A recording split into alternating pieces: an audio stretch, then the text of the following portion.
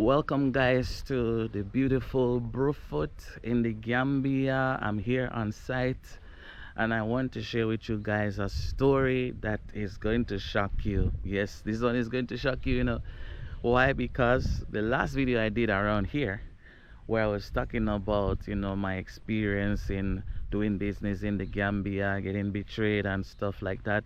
A lot of you guys have been saying, yo, why don't you charge for the work that you're doing? Because this investment project here behind me, we did not charge anything for that.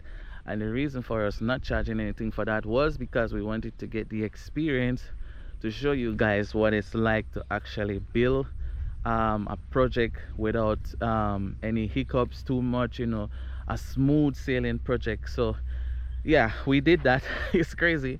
We did not charge any money, and so a lot of people have things to say. You should have charged, all that stuff. So in that time, we went to one property around Batakunko, that's around after Tangi, going to Tijuring, to look at a house there. I even put the video here. We were in talks with the owner. He covered my gas to go to the site and we went to the site. So I'm starting the story already before I give my disclaimer. This video is not to bash anyone or to make anyone feel any way. I'm just sharing the story with you guys that we walked away from a multi-million-dollar project and we are not feeling any type of way about that.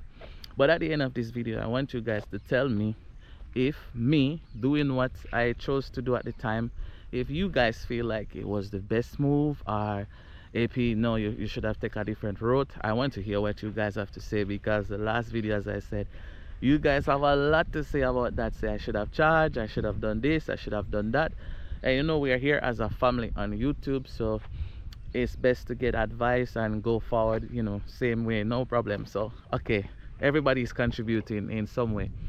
So we went to see the property there, to check the structural integrity, to see the type of building up, like in person what he's building, and to know if the contractor can actually do the work that he's requesting to be done there, because the building was being built over a while back. He said he has paused the project for like 4 years now, right? He has paused the project for like 4 years because every time he attempt to hire someone to help him build, they will spoil his project. They will take his money, they will tell him lies about cost of materials, while they're actually pocketing money, which he said he knew that they would do that, but he did not know that they will go as far as they went.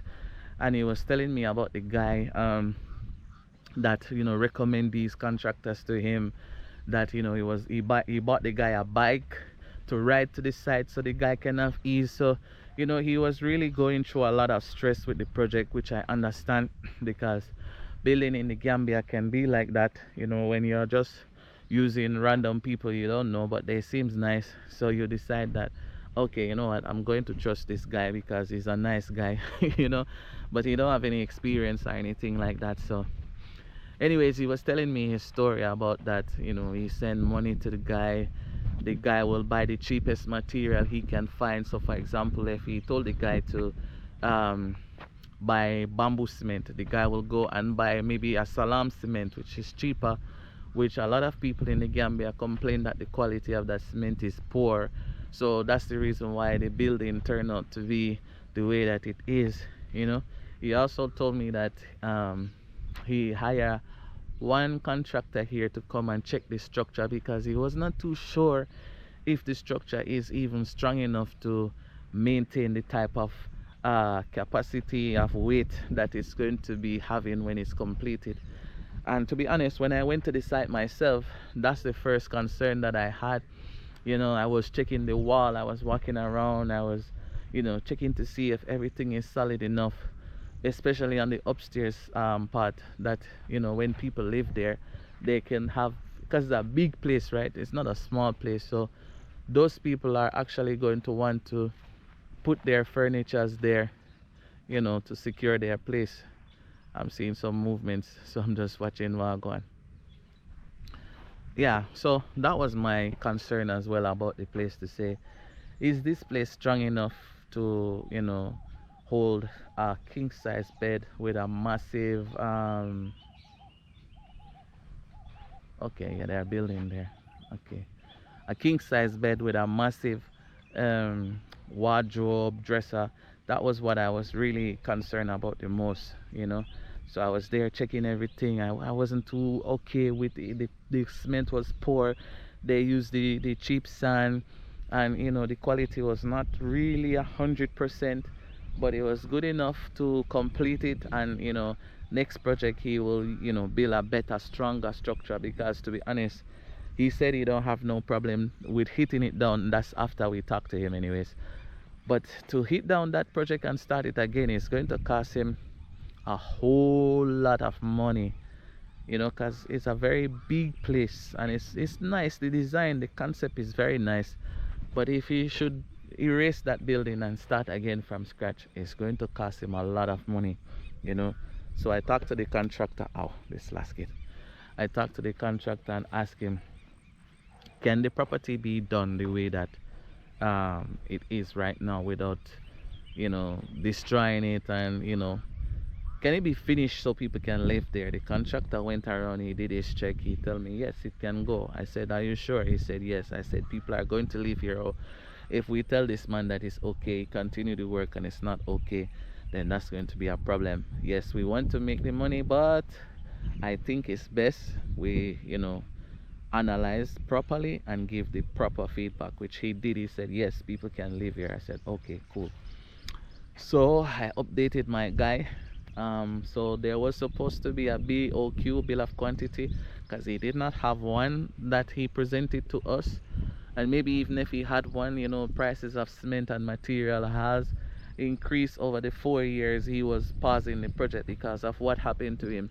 He didn't trust anybody, so he paused the project for a very, very, very long time, you know. So when he saw us building this property here, is when he's like, yo, okay, if they're building this property, then maybe I can reach out to them and see in what way he can, you know, we can help him to finish his property. Anyways, he reached out to us, you know, and we made the connection. And as I said, we went there, we checked the place, and yeah, some concerns was there from my end, but you know, the contractor said it's fine. After I tell him everything, he said yes.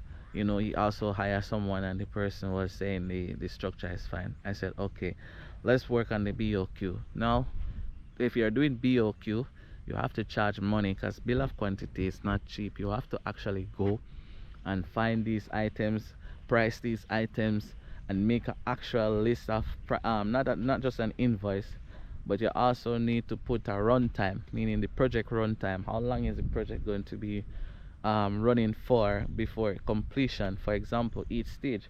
So if you're going to do plastering, how long is plastering going to take? If you're going to do tiling, how long is tiling going to take, and so on. So all of that's supposed to actually be included in the BOQ, or the agreement contract that you're going to have when you take on the project, right? So everything, to be honest with you guys, is a big project. So everything came up to how many millions here? It was a lot of millions. It was almost $7 million, to be quite honest with you. It was around $7 million.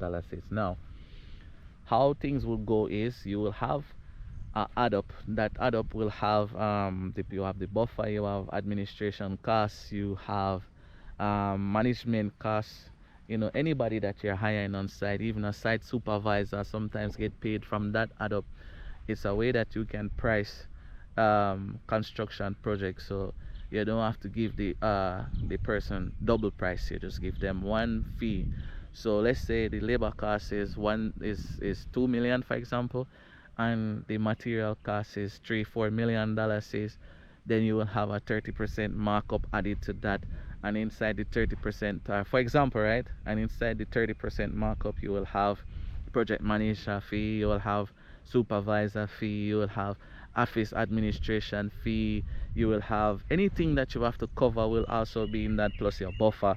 All of that will be inside there. You know, it's just a common, a standard practice of building construction worldwide, not just Gambia. You understand? As I said, we know what we're doing. We're not just doing this now, we're learning as we go. So we know, so we have to do it like that, else we're going to have to go and, you know, give him another price on something which will make him uncomfortable, because that's exactly what happens. So guys, if you're watching to this point of the video, please do subscribe, hit the notification bell. Thank you very much. We appreciate, love you. I'm just sharing a story, what happened to us, so you guys can understand, because a lot of people were saying, yo, you guys are building this property here and you don't charge money. Why did you do it and don't charge money, right? And even this property here, there's a lot of challenges that we're having with it from the owner's perspective. We just don't share everything, because we don't want people to be focusing on the negatives only. We want to focus on the positive side of things, to show you guys the progress for Agwan, so that at least you guys can see that we are committed to our own work. As I said, after this project is finished, wherever it stops, we will do a live stream and we will break down every single challenge that we have on this project, so you guys know. But right now we're just focusing on getting the work done as far as possible with the resources that we have available. Okay, so when you're starting something like this the first time, you're going to have hiccups, and from the hiccups you're going to learn, and then you're going to improve on these things as you go, right? It's like that. Building construction, anybody in here who built a house before, right? Whether it's going to be something like this, whether it is something like this, I mean, or a smaller house, tell me, did it go smooth for you from start to finish, or did you have setbacks, right? Did you have setbacks, or did it go smooth? Comment below, let others know, because there's a lot of people who never build a house in their life, but they will comment and talk about it like they know, but they really don't know. They will watch YouTube videos, they will understand, but it's different when you're actually doing it yourself with your hand. So as I said, we're focusing on the positives, not the negatives. So let's move forward with the story. And as I said, the purpose of this story is to let you guys understand what is going on, really why we did not charge for this project the first time, but when we actually did charge, how it turned out. Right? So I sent the bill to him. He take let me see, he took 1 month to respond back to me. Yes, 1 month, 1 month to respond back to me. That's the longest he took. When he reached out to me, he said, okay, I review the BOQ that you sent to me, I see everything, I want us to talk. I said, okay, no problem, we can talk. So he called me in the night. I was there with my family. I excused myself and I was talking to him about everything. He tells me no, he's okay with moving forward, but here is how he's going to do it. He wants to actually hire a supervisor himself that he's going to put on the site, that is going to report everything back to him, that is going to also micromanage the contractors on site. Okay, so he wants to hire a supervisor who is going to also micromanage the contractor, who is responsible for making sure the property is done the way that he wants the property to be done. So he told me the reason for him doing that is because he had so much issues working with people before, that he's afraid of doing that now. He don't want to really take the risk where he just leave everything up to one person, which would be us, or the contractor, and then it gets spoiled and you have problems. So that's what he was telling me. So I asked him, okay, the person that you hired the last time, who were they and what experience did they have? You understand?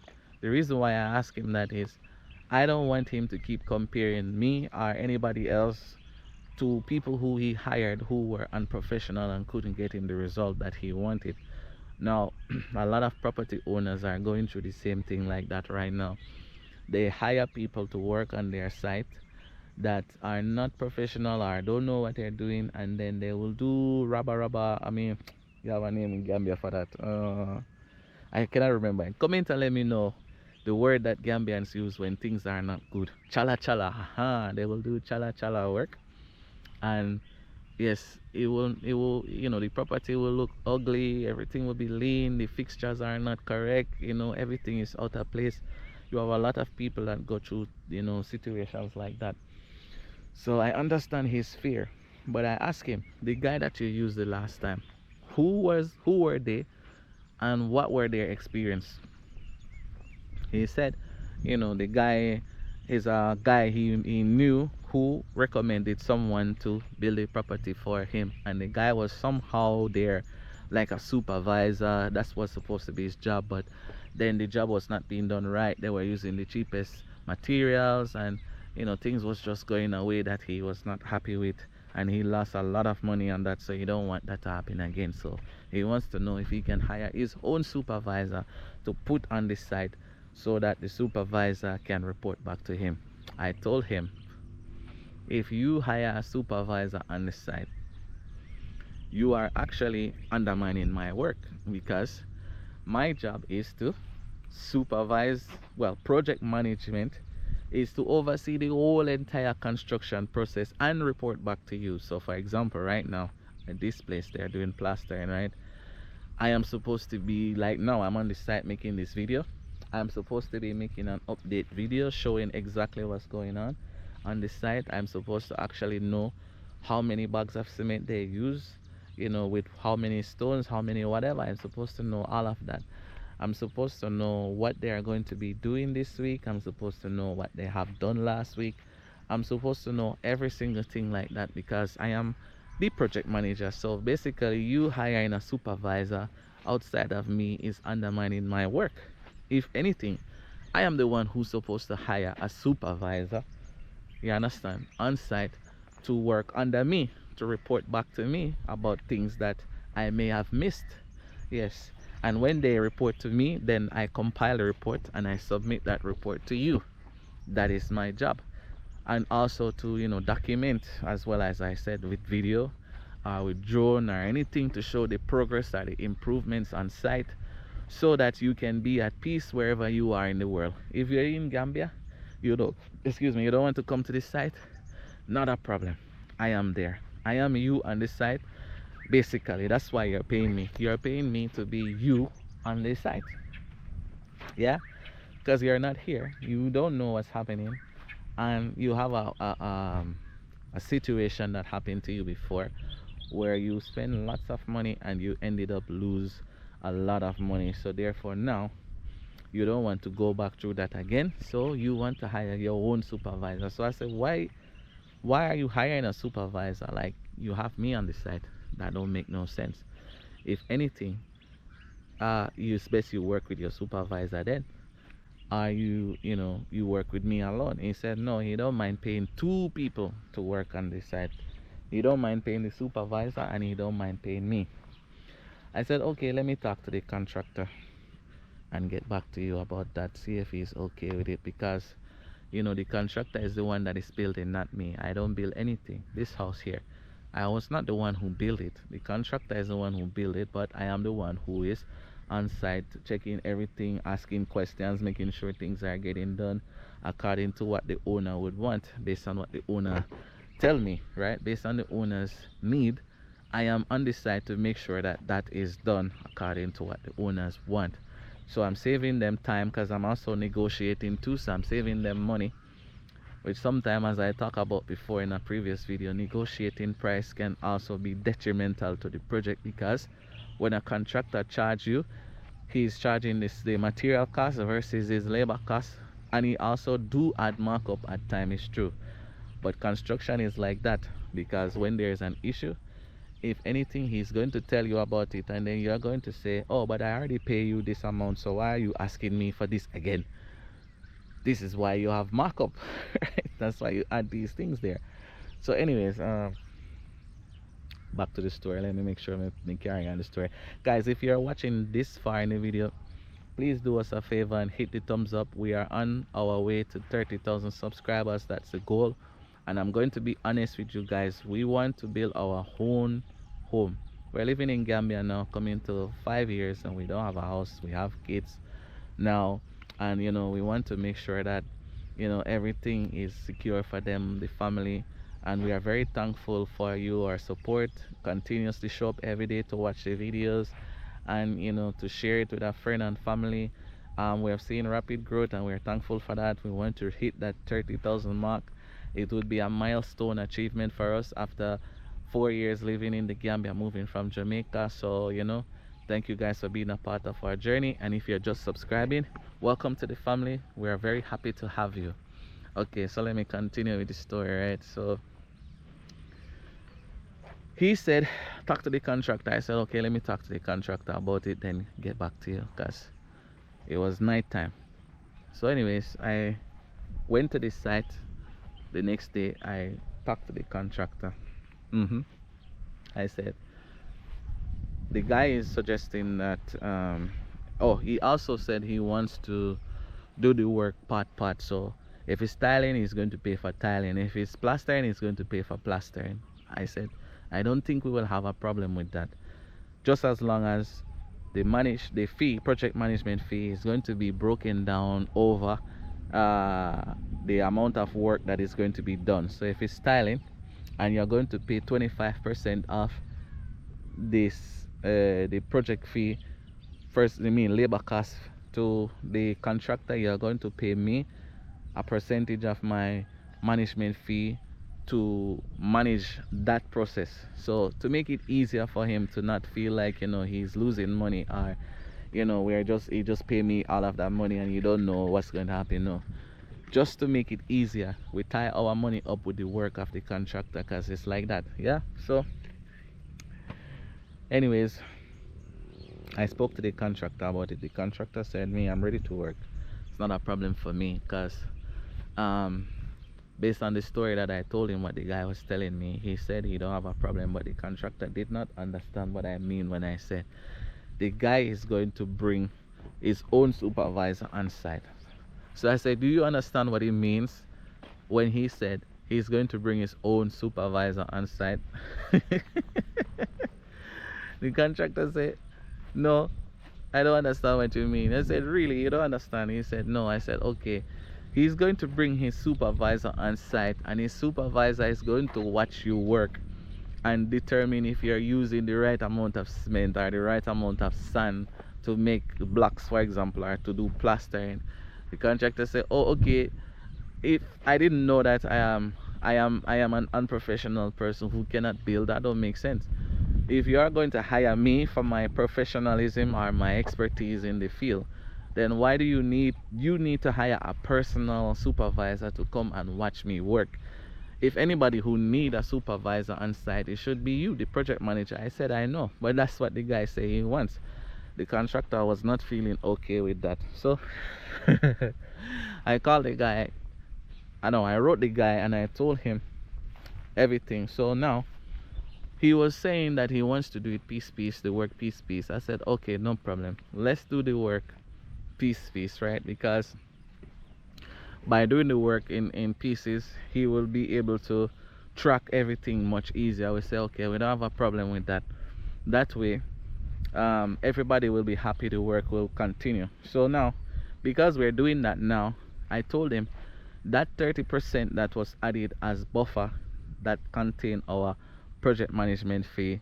Now, because you are the one who is going to buy the materials, because he said he wants to buy his own materials, he wants to do all that. I said, okay, you are going to buy your own materials, you are going to be taking all of that risk, all of that overhead, no problem. Let's remove that 30% from there. So here's what you're going to do. You are going to pay me 25% project management fee of the entire cost to build the project. Yes, it's 25 or 20, I think it's 20% of the total fee of building the project.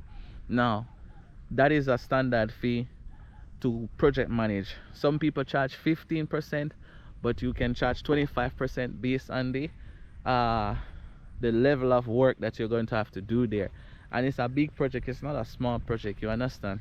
So 25% of that is enough for us to, if we want to hire a supervisor for back and forth every day, wear and tear on our costs, office administration, taxes, anything like that where we're possibly going to need to pay, is going to come from that money. So what he did was, he totaled up the cost of the building based on what I sent to him, and he then do the 20% of that cost and saw that it was going to be a substantial amount. So he's like, okay, whoa.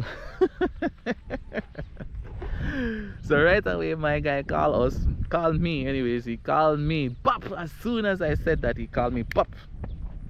He said, what, 20%? what is the 20%? What is the 20% for? I don't understand. What is the 20% for? I say, hey. I start to laugh. I said, I knew this. I knew it will come like this. I knew it will come like this there. I said, okay, based on the fact that we sent you a bill of quantity that you did not pay for, we did it for free and sent it to you, right? And that bill of quantity, you're supposed to actually add a 30% markup there to make the total this, right? He said, yes. I said, you understand that? He said, yes. I said, okay. From that 30%, we were supposed to take a percentage from it that is going to cover our project management fee. Do you understand? Yes, I understand. I said, then he said, okay, so what were you going to take the percentage off? I said the 30% was going to come off the total cost to build the structure, the entire building. He said 30%, 20, no, he said 20% of the labor cost or the material. I said no, 20% of the cost to build this, for example. You understand? So that's what I was telling him, but I don't think he understand what I was saying at first. Yo, so when he asked me that, I was like, now he's going to cause problems, because now he's going to cause problems. I was like, oh my god, I was laughing the whole time. The guy said to me, hey, 20%, that's too high. I said, what is too high? Explain, what is too high? For example, you're building something that is of value to you. Construction is not easy work. Oh, don't let you think it's easy work. It's not. Especially you're not in the country. We're the ones who are going to guarantee that your work is done the way that you want it. How much are you willing to pay for that? You already started your project for the first time. You waste millions there. You don't get what you want. Now professional people practice professionalism is going to be helping you to get the job done. You cannot pay for it.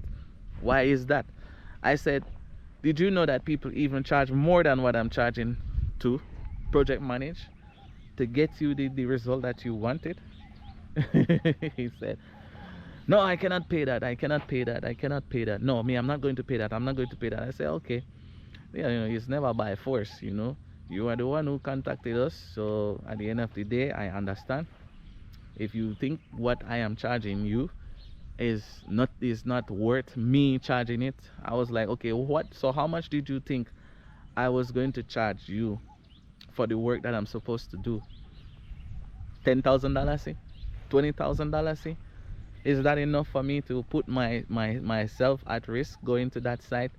Is that enough for me to wear and tear my car, to spend all of my time there, to compile reports and all that stuff and send it to you? I said, go and try that with another construction company and see what happened to you. The first thing, and this is not me talking to him, this is me just talking now, right? Because after that, he that's all he said. I cannot use your service. I cannot pay that. I cannot pay that. I cannot pay that. I said, okay, I understand. It's like a girl that you were, she dates so many guys, and she get hurt. So when the right guy come along, she turn him away, because when she see him and hear him talk, it sounds similar to what other people said before. So it's like, yo, no, I'm not interested, and she will run you away. So I just laugh. So outside is very hot. So he cut the call on me, and we ended like that. So now, guys, tell me, did I make the right choice or did I make the wrong choice?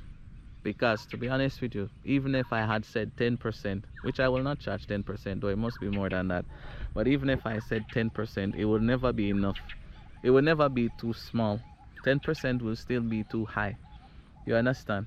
10% will still be too high for project management, and that's a massive project. It will still be too high. You understand what I mean? So what would you have done if you were in my shoes? If you had a project like that was on your table, that the person have tried more than a bunch of contractors, all of them fail the project, right?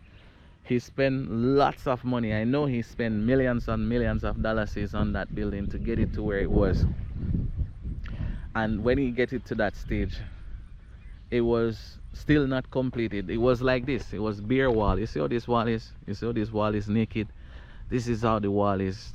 basically. Not no plastering, no windows, no door, no tiling, no electrical, no plumbing, no nothing, just blocks. And I'm sure he spent millions of dollars on that. What would you have done in that case? Yeah. So now, the point of the moral of the story is, there's a lot of people that wish to build nice structures and nice properties. They want professionalism. They want somebody that is devoted or dedicated to the work, but they are not willing to pay the person for their time what it is worth. And you cannot have someone to come and give you quality work, but just because they're in Africa or they're in Gambia, oh, all of a sudden it's not worth that anymore. Who said that? The value of your work, your destination does not affect the value of your work. You understand? It's not like it's something that is locally made or locally produced and that's the price for it. If I am a contractor and I can make very luxurious building anywhere in the world that I go, I am going to charge you a fee. Some people say, oh, you cannot charge based on that. But if the clientele is the same, I can charge the same fee. I am not building for a local person who don't have the money to do it. You understand? So that theory or that argument cannot work, because it's not geared towards a local person who don't have the money to do it. If you are building luxury, okay, there's a Gambian guy here, I forgot his name. He was in the US, I think he was deported, I'm not sure. He came here and he's making luxurious properties for people that are costing millions of dollars. Yes. So why people don't say to him, boy, you cannot charge millions of dollars to build these buildings, you know, because this is Gambia, Gambia is poor. So the mindset to think, okay, because the country is poor, then everybody is supposed to be paid less than nothing, is the problem, guys. So this is why when we get the chance to take on this project, we took it on because we wanted to do the whole process to let you guys see us doing the process and the project, so that if you should say, why must I pay you this, we can always point here and say, you see this one, we are the ones who build it. You understand? To build a property like this, I told you guys the price before. You cannot build this type of property in Gambia without spending up to $7-8 million on this property alone. You understand? And right now the contractor undercharged for this property, and there's a whole lot of things that are happening because of that. So you cannot say, oh, you're going to charge cheap to build the property, but then when the problems come, you know, you cannot finish the property. So you must build within your budget, number one. Number two, if you want professionalism, there's a fee that comes with it. If not, you can always use the guy on the corner. Nothing is wrong with that. He have a skill set. Maybe you will be able to build the type of structure that you want with the quality or the, you know, the finishings that you want. Yeah. So one can also take that route if one wants. You understand? So in the case of this now, when people were telling us to charge, okay, now we have charged. But somehow what we have charged seemed to be too much for the person requesting the services. And you know, that's fine. That is not a problem. It's not that he couldn't pay it, he don't want to pay it, because all of a sudden now Queen Jody and AP is just a YouTuber. Why would I pay them that amount of money for anything? So you're supposed to struggle, but help you to achieve the goal that you want, to the perfection that you want. But we are not supposed to benefit in no way, shape or form. At least not that much. We're not supposed to benefit that much. It's like, no, it cannot be like that, guys. So with that, we walked away from a multi-million dollar project, and I am okay with that. You know why? Because I did not lose anything there. I did not lose anything there. If anything, the person was the one who lose. A qualified team that can get them the result that they want, with serious people that are devoted and dedicated to the work. You understand? If it wasn't for our devotion and dedication, this house here would never reach this level that it is right now. And a lot of people will say, yo, you guys should walk away from this project. And it's true. That's something that you think we don't think like that too, but we have to stand there. We have to set an example and say, no, we cannot just do it like that. At least let us go until the point where we cannot go anymore physically, financially, we stop. It's like that. You understand? Because it's not going to be because, oh, we just want to stop, so let us stop, or the owner is having attitude, so let us stop. No, if there is a way to continue, we will continue. But if there's no way, then that's the time that we will stop. You understand? Because there's no way to move forward, so you have to stop. So building in the Gambia, guys, you know, taking a property from this empty land to something like that over there, it's not an easy road. It's not an easy task. Buju Banton said best, not an easy road. You understand? So if you want to build your property up clean, nice, clean cut like this one you're seeing in front of me, it's going to take money and time. And if you do it once and the person did not know what they were doing, or the person was soft and say, okay, no problem, and bend to your project, and then in that project they cannot finish it because they don't have the money to complete it based on what they charge you, because material increase, labor costs increase, they did not estimate the price right, and so the person is going to run away from your project because they cannot complete the project the way that they want. Then you're going to hear, oh, they flared on the project, they did not this, that, blah blah blah. But the truth is, construction is not cheap. I was talking to a subscriber of ours too, and they were telling us they want to build something cheap. I said, what is that? Are you talking about a boys quarters? Are you talking about this? I don't know if you guys can see it. I cannot zoom with this one, but it's right here. Are you talking about that, a boys quarters or something like this? You're talking about this? Yeah, even that have a cost. Even that itself have a cost. So nothing is cheap. If it's costing 500,000 to build this, for example, right, it's still a cost. There's nothing cheap about it. So when you say, oh, I'm going to build cheap, that is neither here nor there. You build what is in your budget, yes. And I also say that is based on your plan, your housing plan. If you know you cannot build a big Nigerian style house, do not design it and try and build it. You are going to fail on it because you don't have the money to even complete that work. So you're going to struggle. So what do?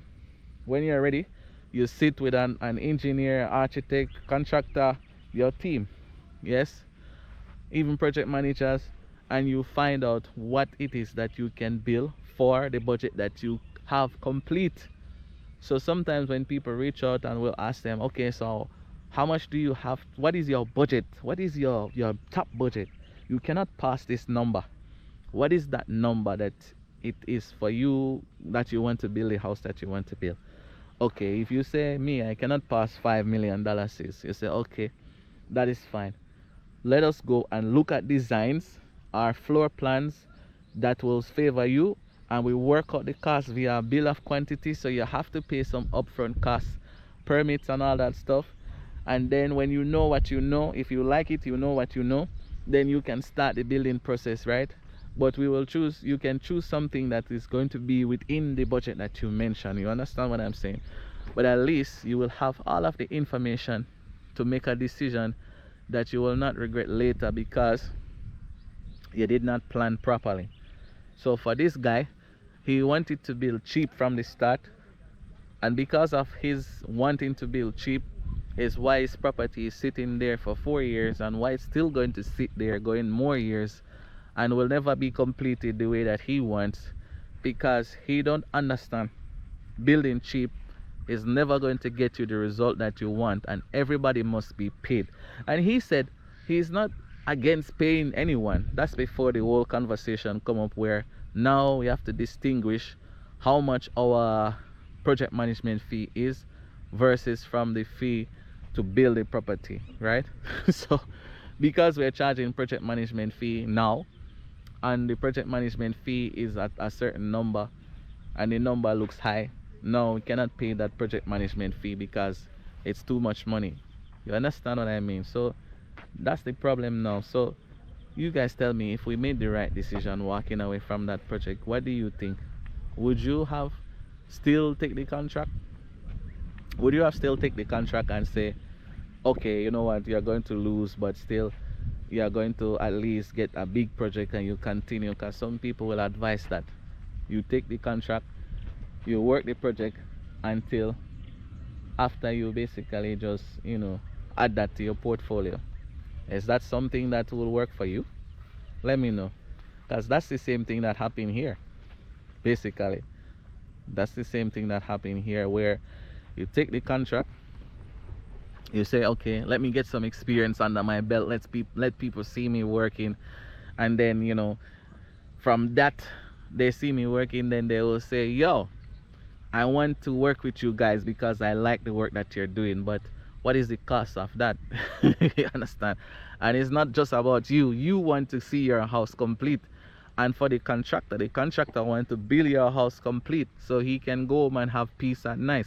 The project manager want to make sure that your eyes are on the project, you know everything that is happening there, and that you know how to maneuver, what's the next step to take based on what you're hearing from your project manager, right? So all of us have a goal. So now, if the money that is being offered is not enough to make the goal happen, then you're going to have failure on your project. Even if somebody take it and say, okay, you know what, forget the 20%, give me 2%. Oh yeah, this part too. He said, here in America, when you're selling house, they normally take 5% or 2%. I say, hey, I am not selling any house for you. I am project managing your house for you. That's a total different thing. You are not selling this house, you are building a house, so you cannot use the same rates. If you don't understand real estate, do not quote something that you don't know. You understand? And that's the thing with a lot of people. They figure, say they know, I know, but you don't know. You don't know because you have never used that service before. You don't know anything about that. So anyways, because for some people it's their first time building. Some people have built before, but they have never used that service before, so they don't know anything about it. They just have a friend or a family member, they ask them to just watch this thing for me, and make sure everything go according to plan, make sure they're not destroying my project, and the family member will do it for them. But at the end of the day, you don't really know what the roles of a supervisor is. You don't know what the role of a project manager is. You don't know anything. But you say you want one, but you don't understand that comes with a cost, and it's not free. So guys, I want you to tell me what you think about this video. Right now on site, our guys, they are working, they are plastering inside right now, and everything is coming nice. They are going to finish plastering outside very soon, then tiling, painting, and the ceiling roof supposed to go on. Oh, it's coming to rain. The roofing is supposed to go on, but as I said, this project is very challenging. There's a lot of challenges that are happening on this project, but we move forward, and we just hope everything will be done, everything will go through very nice. So but we're here, yes, and there's security now finally, so give thanks to that. The owner step up and hire security, even though the security not get paid yet, but everybody want free work, everybody want to work, everybody want quality work, but it must be free or cheap. Yeah, that's not good.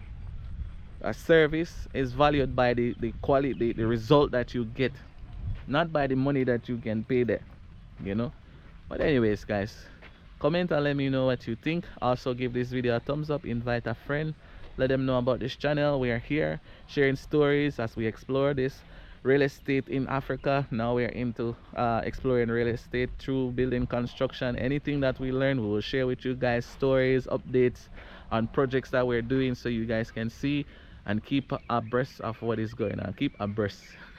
You understand? Until the next video, I am out.